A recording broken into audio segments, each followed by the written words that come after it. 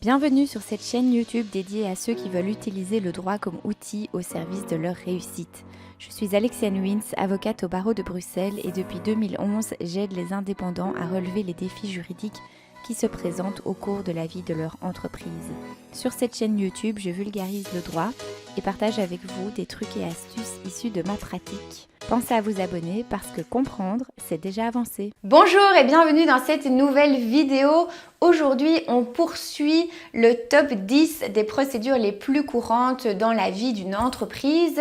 C'est la suite du top, donc il y a déjà la première partie qui est en ligne sur ma chaîne YouTube. Si vous ne l'avez pas encore vue, eh bien allez la voir, c'est le moment.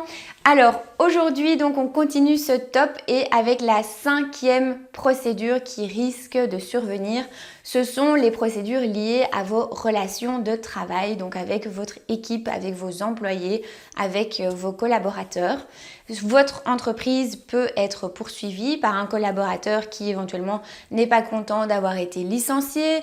Il peut aussi y avoir tout ce qui concerne les accidents du travail. Ça peut aussi être vous qui souhaitez poursuivre votre ex-employé qui par exemple avait une clause de non-concurrence et qui rejoint un de vos concurrents. Voilà, il y a plein de types de procédures qui peuvent éventuellement survenir avec vos employés. Donc là aussi, il faut faire attention. Le numéro 4 de ce top, c'est les procédures qui peuvent survenir entre actionnaires, entre associés d'une même société, aussi par rapport aux administrateurs, à la responsabilité. Tout ça, on en a parlé dans une autre vidéo, je vais vous expliquer ces procédures-là plus en détail, mais sachez que ça peut aussi survenir et qu'il y a des moyens qui existent pour vous en prémunir au maximum. Le top 3 maintenant, eh bien, ça va être les litiges en matière de propriété intellectuelle. Et je le mets en top 3 parce que c'est le type de procédure typiquement auquel on ne pense pas beaucoup lorsque l'on démarre un projet et pourtant la propriété intellectuelle est extrêmement importante dans le monde économique actuel.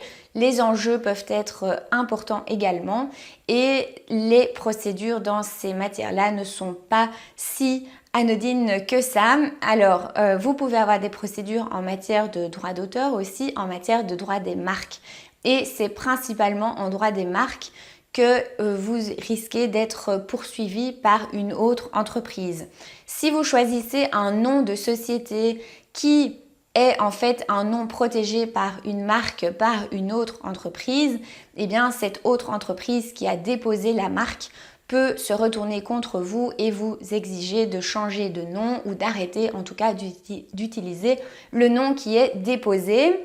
Il y a aussi des marques de renommée internationale. Enfin voilà, je ne rentre pas dans les détails, mais ça peut aller très vite dès la création de votre société. Donc vérifiez la disponibilité du nom que vous voulez utiliser de 1, mais aussi si vous trouvez un nom qui est disponible et que vous aimez bien, que vous voulez garder sur le long terme, pensez également à enregistrer vous-même une marque pour protéger votre dénomination, pour protéger ce nom avec lequel vous allez vous étendre sur le marché, par lequel vous allez faire connaître vos produits et vos services. Ça vous sera très utile dans le long terme, dans une perspective de croissance. Donc pensez à ça également. Puis on atteint le top 2. Le top 2, ce sont des litiges 100% commerciaux. Le premier, c'est le litige en matière de factures impayées. Vous avez fait vos services, vous avez livré vos produits et pourtant la facture que vous avez envoyée à votre client reste impayée. Ça ne peut pas rester comme ça, bien évidemment.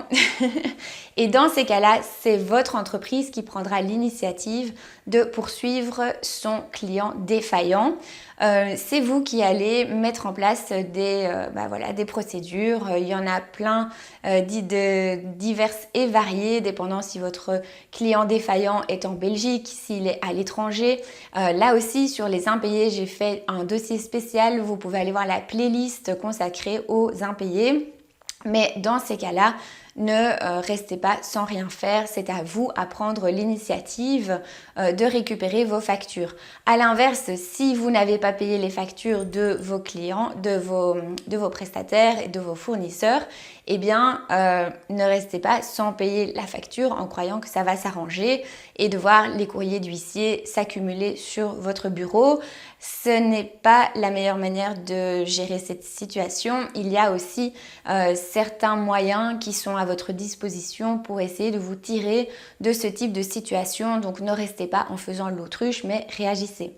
Et finalement, le number one, le number one de ce classement, le numéro 1, ça va être les litiges en matière contractuelle entre entreprises, entre l'entreprise et ses fournisseurs, entre l'entreprise et ses clients. Voilà, il peut y avoir différents types de contrats, mais vous allez avoir toute une série de litiges qui peuvent survenir de par l'existence d'un contrat entre votre entreprise et d'autres co-contractants. Pourquoi ça génère beaucoup de litiges? Parce que bien souvent, ces contrats, il y a toute une série de clauses qui s'appliquent et si les parties n'exécutent pas bien leur contrat, s'il y a des manquements dans les obligations respectives de chacun, s'il y a certains points qui ne sont pas clairs, tout ça, ça va mener à des litiges entre les parties.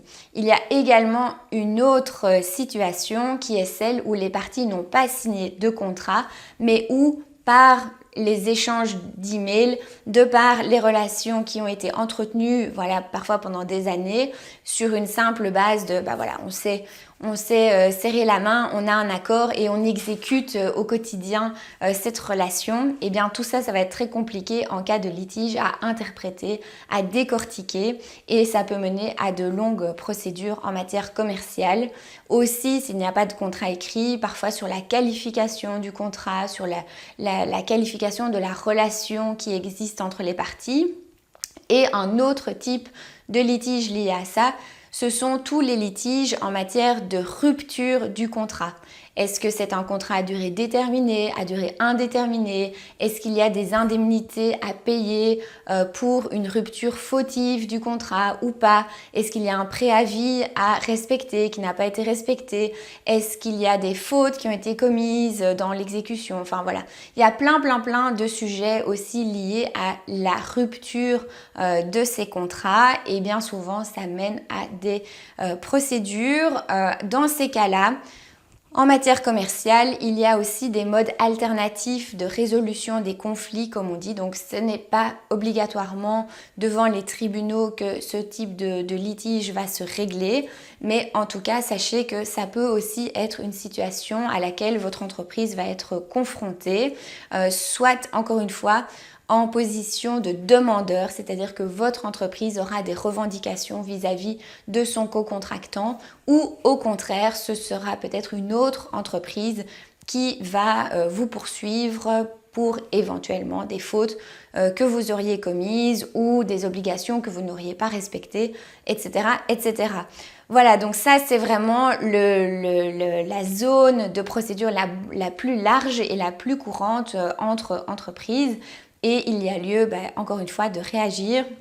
Je l'ai déjà dit dans la précédente vidéo, mais si vous êtes confronté à ce type de situation, ne restez pas sans rien faire.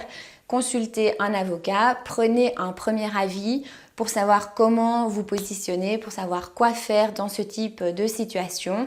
Si vous recevez une citation à comparaître au tribunal dans votre boîte aux lettres, la première chose à regarder, c'est la date à laquelle vous devez comparaître. Il peut y avoir des procédures qui sont très rapides, donc faites attention à ça et consultez quelqu'un quand il est encore temps. Voilà, c'est ce que je voulais vous dire dans cette vidéo. Comme ça, vous avez un aperçu de tous les types de procédures auxquelles vous pourriez éventuellement être confronté. Vous voyez également que ça peut se présenter assez rapidement lorsque vous créez votre société et il vaut mieux toujours prendre des mesures pour anticiper et pour réduire ces risques de procédure. C'est tout ça que je vous raconte sur cette chaîne YouTube. Mon but est de vous aider à avoir une approche préventive du droit, à anticiper les risques pour que votre entreprise soit finalement un succès. Donc si vous voulez en savoir plus, abonnez-vous à cette chaîne YouTube, je vous propose une vidéo par jour du lundi au vendredi. Si vous avez aimé cette vidéo, n'hésitez pas à laisser un petit pouce bleu, à liker. Et puis moi je vous retrouve très vite pour une prochaine vidéo. À bientôt. Ciao ciao.